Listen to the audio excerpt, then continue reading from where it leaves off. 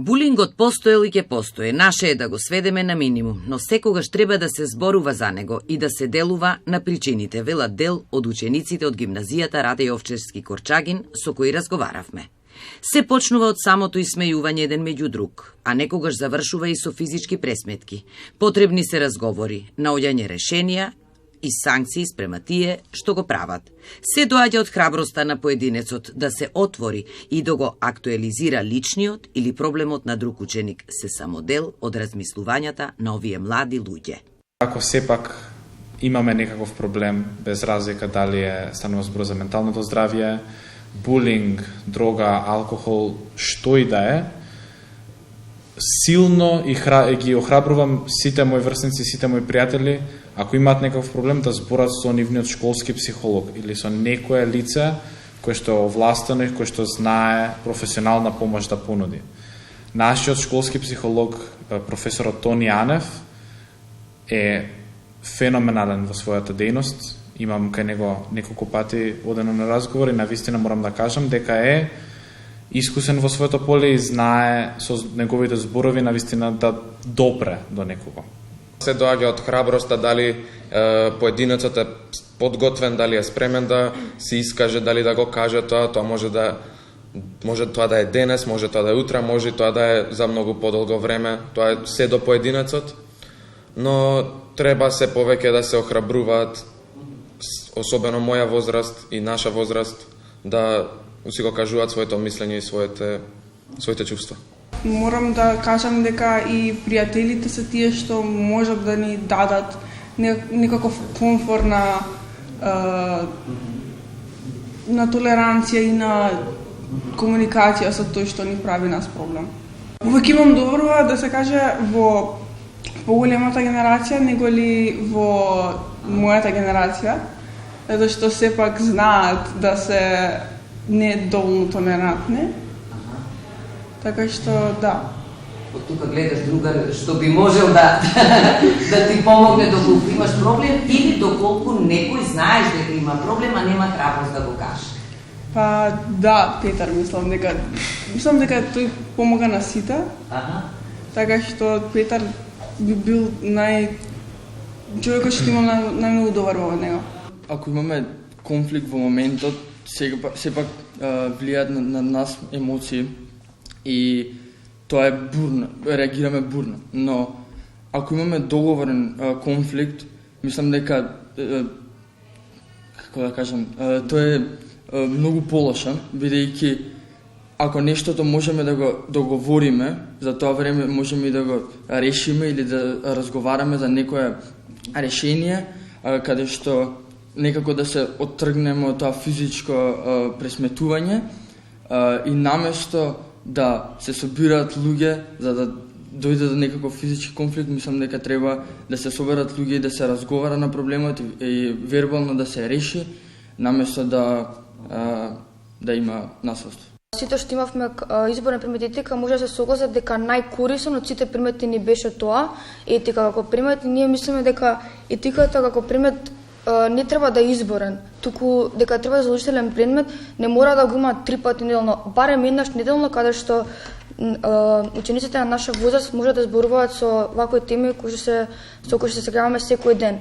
Лично за овие теми за алкохол, дрога и тие работи кои што се случуваат реално во нашите генерации, имаме зборувано алкохол така по блага тема и за тоа можеме да зборуваме, мислам дека и со другите наставници и за така имаме и за друга зборувано, професорот по етика ни има зборено дека тоа не треба да го правиме, дека немаме никаков бенефит од тоа, дека тоа е всушност само негативен правец во нашиот живот и ништо повеќе.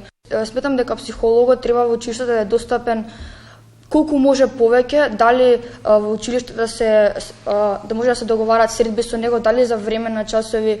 Мислам дека нема да е проблем и дека професорите нема да прават проблем ако еден час се отсуствува ради тоа, бидејќи менталното здравје според мен е поважно од нашите оценки и од присуството на тој час. Исто така може да ни го дадат нивниот мејл ако имаме некој проблем да му пишеме кога ќе ни треба. Не мора да е само кога сме во училиште и толку.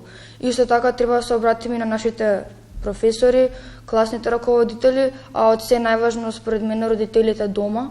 од поранешните генерации е стереотип дека машките не треба да бидат силни, не треба да зборуваат за нивните чувства, туку треба само да ги бутнат натрешно и да продолжат со животот. Мислам дека многу баш заради тоа кој што се вели еден маж секоја минута. Многу мажи почнуваат се повеќе и повеќе да одат кон тој негативен правец и затоа мислам дека треба да секој да биде слободен со своите чувства, не е лошо да ги имаш тие чувства, сите имаме чувства и треба да се зборува за нив кога треба помош. Сметам дека од психолог или од такво некое стручно лице таа поддршка и таа помош е најпрофесионална, но сепак, како што рековме, ако ни е толку страв да посетиме психолог, може прво да се обратиме. Според мене сметам дека од семејството започнува тоа, така што сметам дека најдобро е прво да се разговара со родител, бидејќи родителите се тука со нас уште од самиот почеток, од нашето раѓање. Така да сметаме, јас лично сметам дека на нив најмногу треба да им веруваме, бидејќи, како што реков, тие се тука со нас од почетокот и ако некој нема да ни излаже во животот и нема да не остави на цедило, тоа се нашите родители. Булингот во последно време го спомнуваме многу често, но тој си постои. И како што рекол некој од нив, ќе постои барем да го ублажиме. Така е, да. Кажа и децата, нели, дека булингот е еден нов израз за старите лоши навики, всушност, да се истакнеш во средината преку така нареченото врсничко насилство. Сега кажа, да, дека и во минатото постоел булингот, постоел ова насилство, постои и ќе постои, но треба да се најде нели начин само како да истиот се ублажи. Ако се навратиме малку во минатото, ќе видиме дека нели во оној период пред да станат популарни социјалните медиуми, тогаш сите непријатности кои што се случувале во училиштето или на улица останувале пред прагот на домот, но сега во денешно време баш и не е така. Сега се развиваат дискусии на социјалните медиуми, тука се нивните мобилни телефони и екраните и затоа малку да речеме повеќе ставен акцент на врсничкото насилство.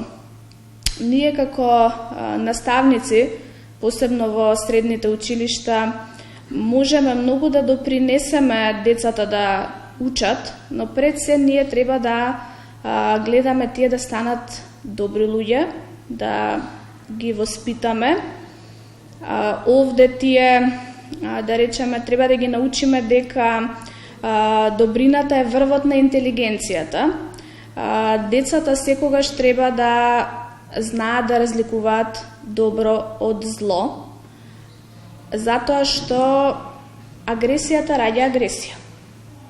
Така што среќа во денешно време е да си добар човек, луѓето во околината да те препознаваат по добрина, затоа што, како велат, само добар човек е среќен човек.